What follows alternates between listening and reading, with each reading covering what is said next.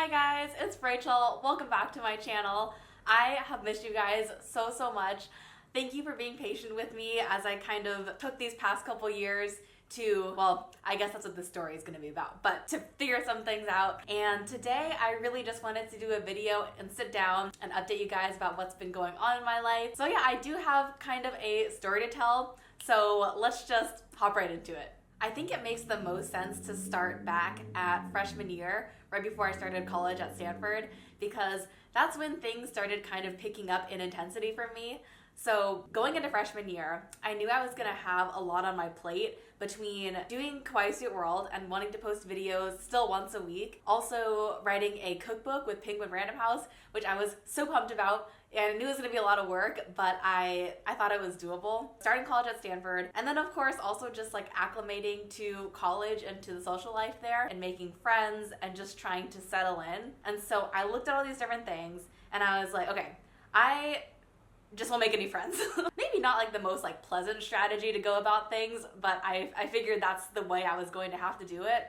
So went into freshman year, very busy time, very stressful. The way I handled it was I basically did school Monday through Friday, and then Friday after class, I would commute home, work all weekend on videos and on the cookbook. Then I would come back Sunday night around midnight, just like with this huge bags of like desserts and also my like microphone and my laptop. I guess laptop makes sense. But yeah, I would come back Sunday night, so exhausted, start the week over again. I was not getting like the social life part of college or the kind of camaraderie of even just working with friends. It was really hard to find partners for P sets and things like that. It would have to be like, how would you like to do the math P set at like 3 a.m. tomorrow? So I wasn't getting the fun part of college.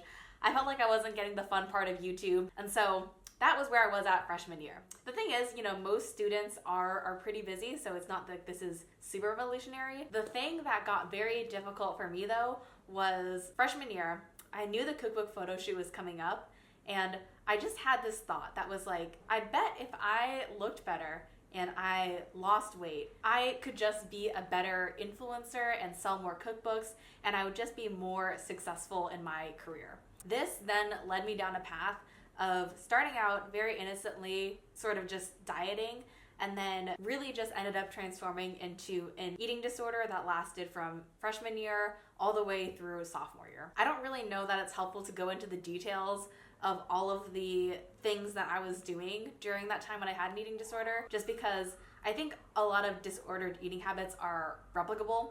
But suffice it to say that it was a very hard time and that I was not eating enough and I was very tired and very hungry all the time. As happy as I seemed on camera and online, and even to my friends and family probably, I was just personally very sad. Very thankfully though, things turned around at the end of sophomore year when I met my boyfriend. And that was the first time I really opened up to somebody about everything that was going on, and that made a huge difference in my life. After sophomore year, cookbook came out, very exciting, and I finally had my first break off of YouTube. I just took the time to recharge, and it was a really happy summer, I would say. Then, rolling into junior year, we all know that COVID happened. I was living with my boyfriend at the time, and then about a week after my birthday, we broke up. No hard feelings, we're still friends to this day, but we did end up splitting. That was very hard because he was really my support system, and so I didn't know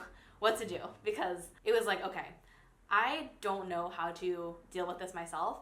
And so then that's when I found a registered dietitian to talk to about what was going on. It's so funny because at the time I actually approached her because I was like, hey, I have been restrictively dieting for the past 2 years and it's not working and I want to lose weight. Like, can you help me with that? And then in our first conversation, it was basically like, okay, the problem here is not losing weight. Like, you're perfectly healthy. The problem is developing a better relationship with food and with body image too. And that has been so helpful for me.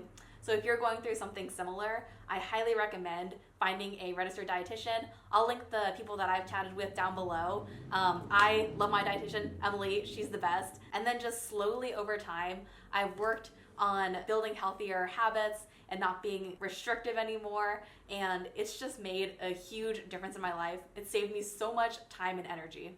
The last thing I'll share is what really helped me get over the disordered eating habits and the restrictive dieting, which was I felt like if I was to give up the restrictive dieting, then I wasn't being like hardcore anymore and I wasn't trying my hardest, even though that's very flawed thinking.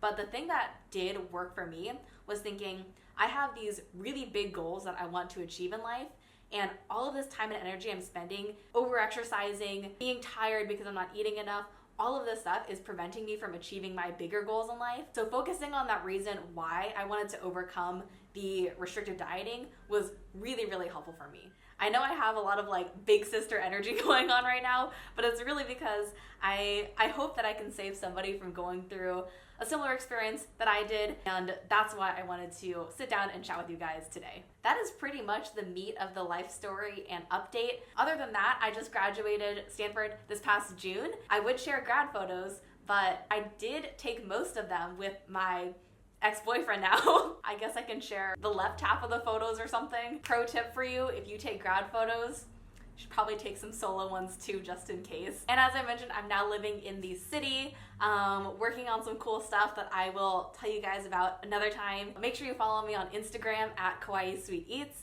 because I do want to post more just day-to-day happenings in SF and whatnot. I care about you guys a lot. That's why I wanted to make this video. And yeah, I think that's about it. I will see you guys all back here very soon. All right, take care guys. Bye.